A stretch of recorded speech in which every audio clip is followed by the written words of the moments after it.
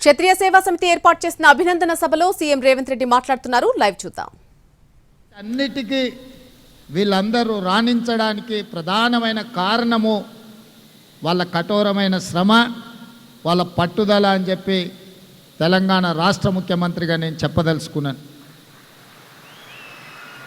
అదేవిధంగా తెలంగాణ రాష్ట్రంలో ఉన్న అత్యంత ప్రధానమైన పరిశ్రమ నిజాం చక్కెర కర్మాగారం.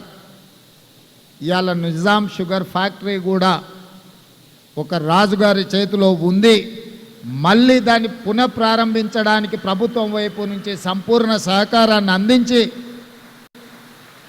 గత 10-12 సంవత్సరాల నుంచి ఉన్న కొట్టుమిట్టాడుతున్న ఒక సమస్యగా ఉన్న నిజాం షుగర్ ఫ్యాక్టరీ సమస్యను కూడా ఈరోజు మా ప్రభుత్వం పరిష్కరించి మీ మీద ఉన్న విశ్వాసంతో ఈరోజు ఆ షుగర్ ఫ్యాక్టరీని తిరిగి ప్రారంభించి ముందుకు తీసుకువెళ్ళాలి అని చెప్పి మా ప్రభుత్వం నిర్ణయం తీసుకున్నది. అదేవిధంగా కాంగ్రెస్ రాజకీయాలలో, ప్రధానంగా తెలంగాణ రాష్ట్ర రాజకీయాలలో ఒడిదుడుకులు ఎదుర్కొన్నప్పుడు, కార్యకర్తలు కష్టాలలో ఉన్నప్పుడు, నాయకత్వం ఆత్మవిశ్వాసం లోపించినప్పుడు తెలంగాణ రాష్ట్రానికి ఇన్ఛార్జిగా ఏఐసిసి కార్యదర్శిగా శ్రీ రాహుల్ గాంధీ గారు బొత్సరాజు గారిని ఈ ప్రాంతానికి పంపించి మాకు అందరికి అండగా నిలబడి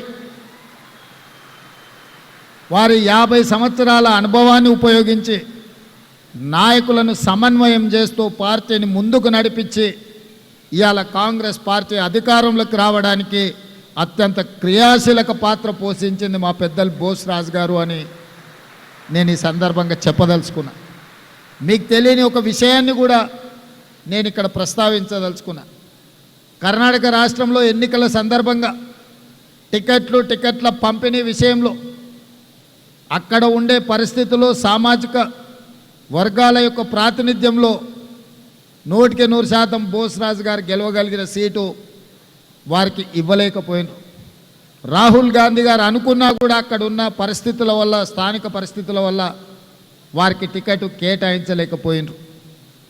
ఇతరులకు కేటాయించిన ఆ అభ్యర్థికి అవసరమైన అన్ని మంచి చెడ్డలు, నా ఉద్దేశంలో మంచి చెడ్డలు అంటే మీకు అర్థం అయి ఉంటుంది, అన్నీ వారే చూసుకొని నిబద్ధతతోని పార్టీ గెలుపు కోసం వారు పనిచేసింది.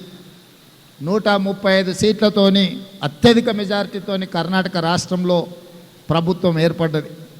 ప్రభుత్వం ఏర్పడ్డ తర్వాత ఢిల్లీలో పెద్దల దగ్గర మంత్రివర్గ కూర్పు విషయంలో పెద్దలు సిద్ధరామయ్య గారు ఆయన లిస్ట్ ఇచ్చిండ్రు.